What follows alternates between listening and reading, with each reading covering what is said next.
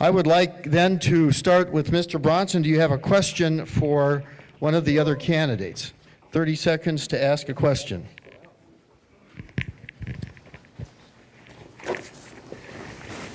Well, this is a challenge. Okay. Stuart, I have a question for you. You just said that the city, I think, and if I misquoted you, I apologize, but you said that the city has no budget and you're concerned that money has been lost or misplaced. The question I have for you is that if that's true, then why have the city's auditors been able to find all of that information over the last few years and publish audits giving the city a clean bill of financial health? Okay, Stuart, you have 1.5 minutes to answer. Mr. Lewin? That's a super question, and I wish I could answer it. I cannot understand how it is possible that that comes out to be the result. I had, not last year's budget, but the budget the year before, reviewed by Dick Peterson when they were approving the budget in the budget process. He came up with 4 or 5 points on why the budget made no sense. He's an auditor. He's very good. He's been in this community a long time. I trust his judgment.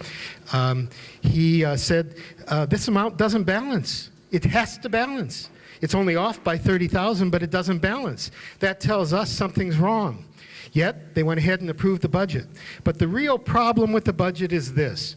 When you set up the budget, you say, in this particular budget item, we're going to have a certain amount of money and we're going to use it for that purpose, and that purpose only.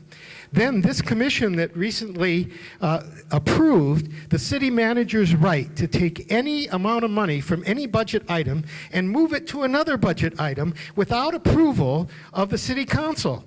As soon as you do that, in my opinion, you don't have a budget. You simply have what the city manager shuffling money from one account to the other, and you can't tell what's going on. So I don't care what a stamp of approval these people got for whatever they did. Something is strange, something stinks, and we're going to find out what it is if we're elected and put in position to do something about it. Thank you. Well, Stuart, don't go away. I think this is a good time for you to ask a question.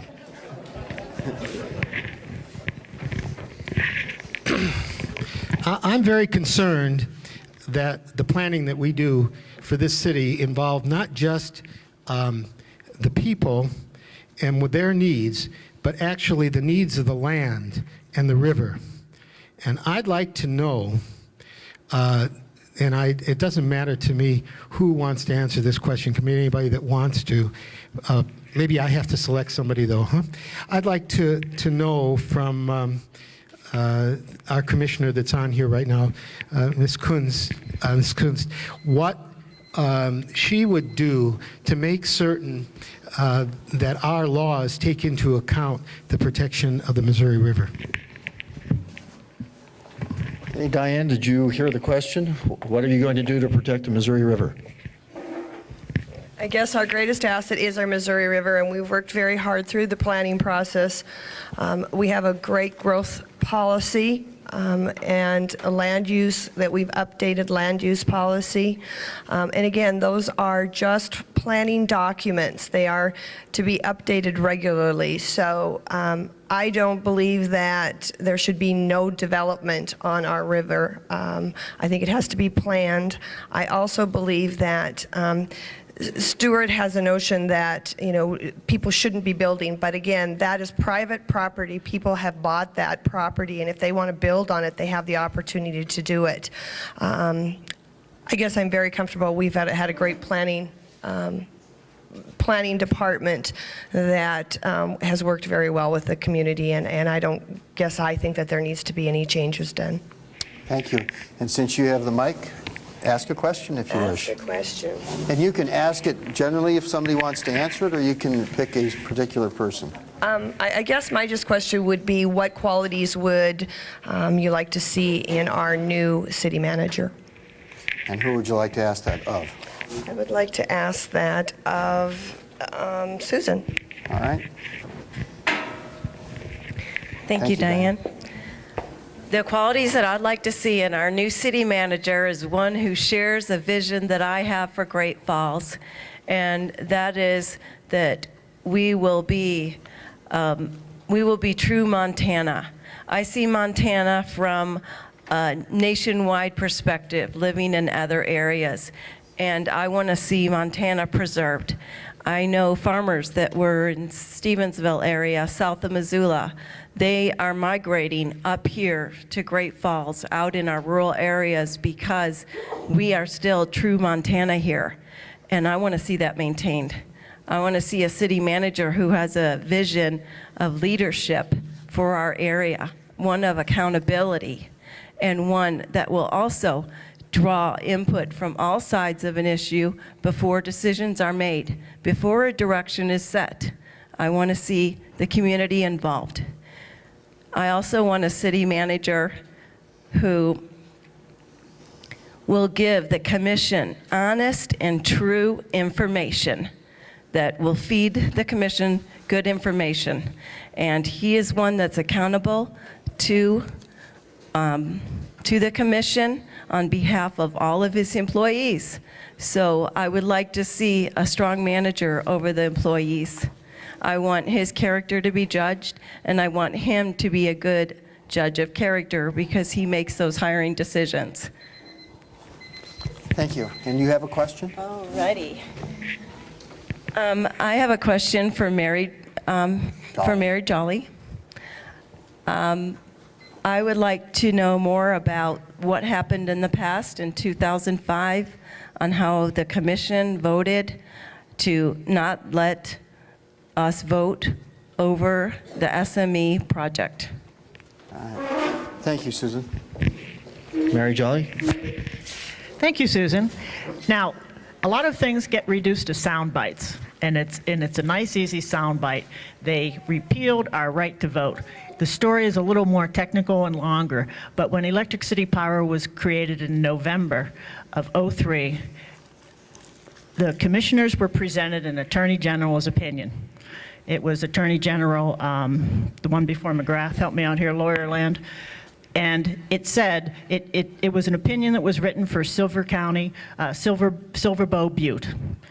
And if the city was going to spend any money on public power, there would be a vote of the people before. Well, a couple years later, money was spent, and 1 week before the last city commission election, November 1st, 2005, there was a new Electric City Power created. And on the second reading of the ordinance, what didn't appear on the first reading was repeal 2861. 2861 was the original Electric City Power creation that contained the Attorney General's opinion. I was in the room that night. I was at work sessions. You can read all the staff reports for that night. There is no mention of repeal 2861. The law in Montana is if you have an ordinance, it must be clearly defined in the title and contain only one subject. So 1, the new Electric City Power, and then it had number 2, repeal ordinance 2861. Thank you. You have a question for someone? Yes.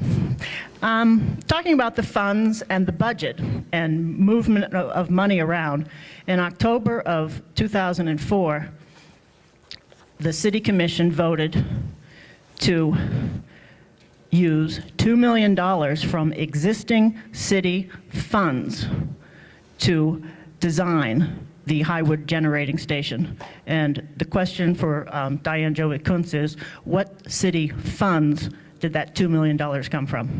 I don't know. Okay. The answer was? I don't know specifically. Again, that information is with our budget director, and if I had my budget in front of me, I would be able to, but I can't off the top of my head honestly say that it came out of water, or if it came out of the sewer fund, or if it came out of, but it did come out of our city funds, and I can't be specific on how much came out of each particular fund. If I had my budget, I could point it out to you. Thank you. Thank you, Diane. Ed, do you have a question for anyone? I just would like to say thank everybody for their opinion. I don't have a question. Okay. Larry, do you have a question for anyone? I haven't thought of it one yet. Okay. Ms. Hensley, do you have a question for anyone?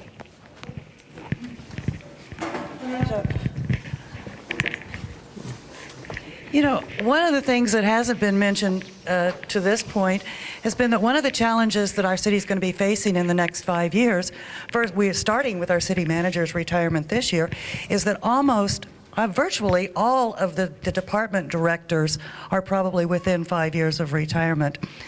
And I guess I'm kind of wondering, I don't really know exactly who to ask. Who should I pick on? I guess I'll pick on Ed. Maybe you could take this one since you haven't taken a question yet. What kind of a plan would you have for us to be grooming and bringing up new people to take over these director positions in our city? Great question, Ed. Ed? For the city manager? For directors, department heads. I don't have a plan for doing that because we have plans in place. We just, it's standard business practice. You bring on people, you teach them their jobs, you pass your judgment on if you think they're good, if you don't think they're good. And I don't know that that really has to be changed at all. What really matters is that the administrators be good at what they do, and we trust their judgment and their jobs that they do. I don't really know that anything else other than that has to be changed. If the thing is, in my job, in my profession, I'm a problem solver, and no news is good news. If you aren't hearing it and there's no problem, then there's no reason to fix something that isn't broken. Thank you. Thank you very much.